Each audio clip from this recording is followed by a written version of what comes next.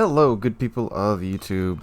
Mountbatten here, and today we're going to be talking about what I consider to be the jewel of all of the battleship lines. Now, what I mean by that is that the ships I'm about to go over, they are not the tier 10s of the battleship lines that we currently have in game right now, but they are probably some of the funnest experiences that is part of said battleship line.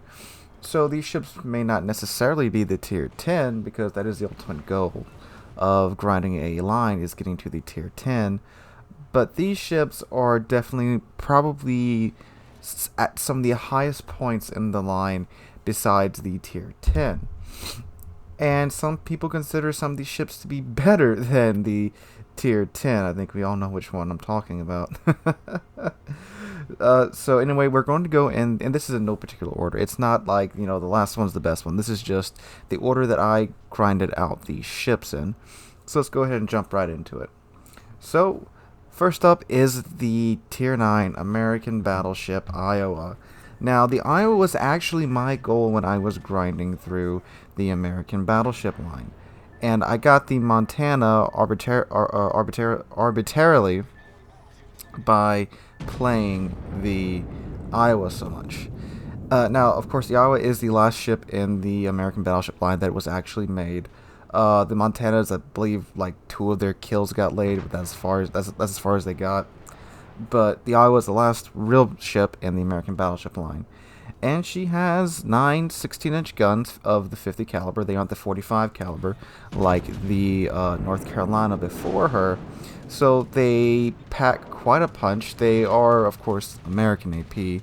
So the shells are definitely more floaty than the other ships. But that also plays to the strengths of the Iowa and, well, all the American battleships, because they are much better at dealing with cruisers. Their shells aren't going as fast as, let's say, the French, Germans, or the Soviet battleships, so they don't overpin as much, and they're better at dealing with cruisers. Not as good as British BBAP, but it's kind of the best of both worlds. And that pretty much sums up the American battleship line in general.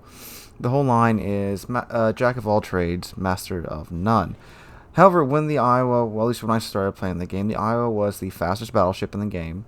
It had some of the best AA, second to only the tier 10, the Montana, and she was a real powerhouse back in the day, but of course, we have so many more battleships in the game now. Her standoutness has been toned down a bit. So without any type of engine boost consumable or anything, you can get this ship up to about 34-35 knots with the speed flag, which back in the day, that, like I said, there's the fastest battleship in the game. Then the Frenchies came out. And the Iowa, it's just such a sweet ship to play, in my opinion. The guns are really accurate. The American battleships get the high tier ones, at least. They get the was Artillery Plotting Room Mod 2. It's a unique module that reduces the dispersion of the main guns more so than the Aiming Systems Mod 1 module. So and again, it is a battleship. So RNG just flicks the shells around every now and then. For the most part, the guns are very, very accurate. The ship is very fast, and it's just a real joy to play. And this was the first game where I actually played the Iowa in quite some time, because I had gotten the Missouri, and the Missouri is pretty much the same thing as the Iowa, and I usually play the Missouri when I want to feel like playing the Iowa, because with the Missouri, of course, you can just print credits. But Iowa, probably the best part of the American battleship line. There could certainly be an argument for the North Carolina, but in my line of thinking, the Iowa is the better North Carolina, so might as well go with the Iowa anyway. So anyway, moving on to the next one is the tier 8 German battleship, the Bismarck. Now, I was really close to saying the Gneisenau or the Bismarck, but just the Bismarck, it's such just an awesome brawler. And that is what the German battleship line is all about. Now, certainly the Gneisenau, you could say, is the better brawler because it has torpedoes, but the Bismarck's guns can actually hit stuff. For those who don't know or haven't experienced the Gneisenau, it can hit jack past 10 kilometers, and even struggles hitting targets at 10 kilometers. So that's why I went with the Bismarck. But anyway, the Bismarck, great battleship, 8 15-inch guns, 25-second reload time. Not that accurate, but with the rate of fire, and again, it's just not thick and ice now. So it can reliably hit targets from about 13, 14-ish kilometers inward. Obviously much better the closer you get. Has some great secondaries. You can get them out to 11.3 kilometers. Great armor for brawling. Really, really tough armor. And besides the Tirpitz, is probably the best tier 8 battleship for brawling, in my opinion. And I mean, it's the Bismarck. It's the Bismarck. You know, the Bismarck. Do I have to say anything else? Really fast ship too for tier 8. You can get up to around 32 knots. Gets hydro, which will save your butt many times over from torpedoes, because this ship has almost no torpedo protection comparatively to some other tier 8s. But a fun ship to play, the epitome of the German battleship line, and you know, when you get to it, it's a blast to play. Moving on to the Japanese line, I chose the tier 5 Japanese battleship Kongo. So for me, the Japanese battleship line was kind of underwhelming until I got to the Yami. I didn't really like any of the tier 6 to tier 9 Japanese battleships. And again, this is just me. But the Kongo, tier 5 battleship, well, this is really a battle cruiser, that can rock and roll at around 30 knots at tier 5. Of course, at the cost of armor, as you're seeing in the clip playing before you now. I'm still way too aggressive in this thing, and I rightly get punished for it. But she can rock and roll at tier 5. She's got some massive guns for tier 5, and they are fairly accurate for tier 5 guns. I gotta give that to it.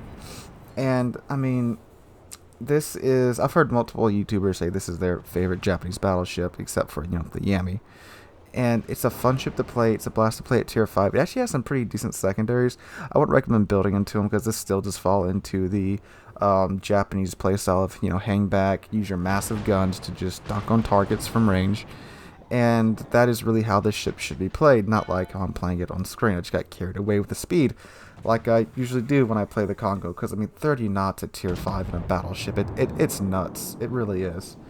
But great ship if you're grinding through the Japanese battleship line. And like I said, the only real Japanese battleship I liked besides the Yamato. Alright, so moving on to the British. Now, the British battleship line, this was kind of hard for me to decide, but I went with the Conqueror, the tier 10. So my line of thinking was Monarch, it's okay. It's not that fantastic, but not that great. I mean, not that bad. But it, you know, I didn't really enjoy grinding through it. King George V, I actually did like it, but, you know, with all the changes to its armor and its citadel, you know, I've one-shotted these things in ships before. I've one-shotted this thing in Roma before, on stream. I do like how everyone's pretty much leaving me alone right now.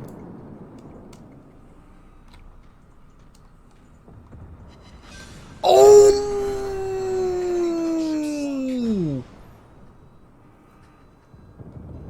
Dang!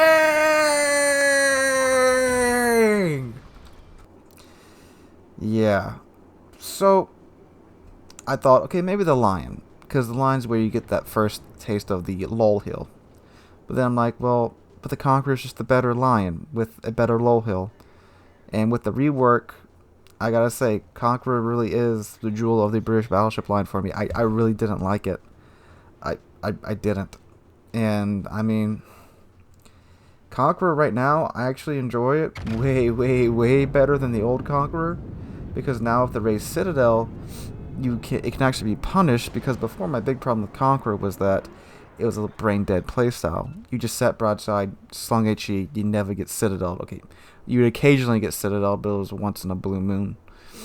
But now with the raised Citadel, you can get in closer, you have a more powerful heal, as long as you aren't playing it brain dead anymore. You can really get in close with this ship and bounce a lot of shells, surprisingly, and put out some real damage and get in close. And I like that about Conqueror now, and that's why I chose it to be the jewel of the British battleship line. On top of that, it does have really good AA.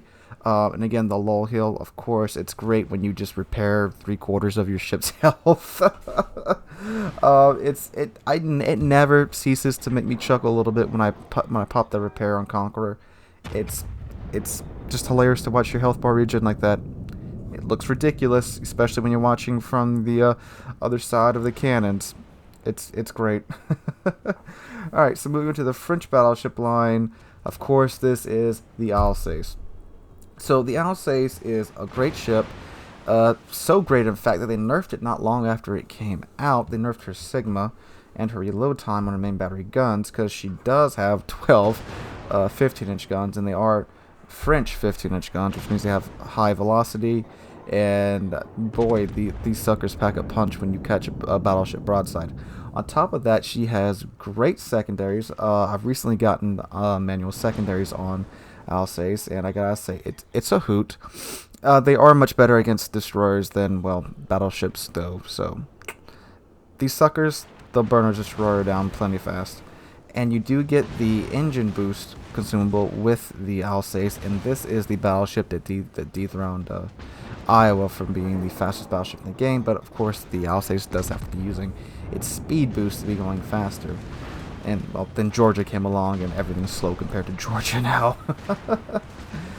And her armor is actually pretty good. I know French battleships, we talk about baguette armor, how sometimes they'll just eat yummy shells like they just disappeared into black holes. And sometimes you'll lose 1/4 of your health from some yummy shells. But Alsace, pretty tough armor. You can get in close, you can get in knife fights with her, and with her speed and maneuverability, she will come out on top if you know what you're doing, as long as you don't eat any torpedoes. I'm looking at you, Turpits. But really fun ship, and some would argue better than the Republic. I don't know. I mean, to me, Republic and Alsace, it's actually a pretty different play style because the ships are so different. And that's why it's kind of like you look at the Republic and like, how is that the tier 10 and not just something like the Bourgogne or like a 4-turret Alsace? And then you got the Republic out of nowhere. Just, okay, whatever, wargaming. And finally, for the Soviet battleship line, this should come as no surprise to those of you that have been watching this channel for some time. I chose the Sinop, the tier 7 Soviet battleship. I just love, look at this ship. It's like steampunk, and just that, it's great. I love the design of it. On top of that, it's actually pretty good too. So you get 16-inch guns at tier 7, which is nice. And of course, there's Soviet 16-inch guns, which means the closer you get, the more accurate they're going to be. And it has secondaries that actually aren't, bad, like most of the other Soviet secondaries. These secondaries are actually quite useful. Ship packs one hell of a punch. It is a little squishy if you get caught broadside, as I'm sure you'll see in this clip here in a second. But if you know how to angle right, the arm of the ship is very, very, very forgiving. You'll see here I'm actually opened up quite a bit, and Colorado shoots my cheek, and that's where that nice strip of Soviet armor is that pretty much all Soviet ships have, and it just bounces right off. Really good ship if you know what you're doing.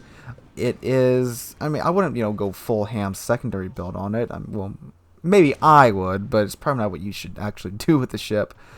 But fantastic ship. Love the way it looks. I just love it so much. And the Vladivostok, which comes after this, that's a tier 8. It's like, really? Like, you go from the Sinop to the Vladivostok. I mean, the Vladivostok isn't bad. It's just after you get down to Sinop and you get there, it's like, naturally this is a tier 8. And then you get to the Sovietsky Soyuz, which for me, I haven't been able to hit crap in that ship.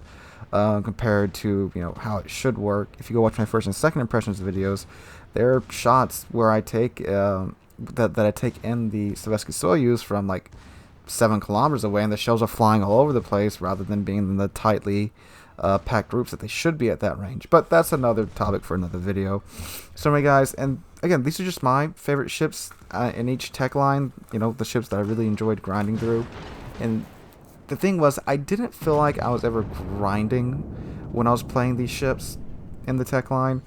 It felt like I was just playing and enjoying myself, and that's why these are some of my favorite ships in the game, and that's why they are the jewels of their respective tech lines. So guys, let me know in the comments down below, what are your favorite ships in each tech line? It doesn't have to be the Battleship tech line either. These are just because, you know, I am Battleship main, and I do have my most experience by far in battleships in this game. So let me know what you guys think in the comments down below. If you like the video, drop a like, leave a comment, and subscribe. We are on our way to 5,000 subscribers. We are getting there mighty fast, thanks to you guys. I cannot thank you guys enough for that. So hope you're having a wonderful Monday. I also hope to catch all of you guys in the next one.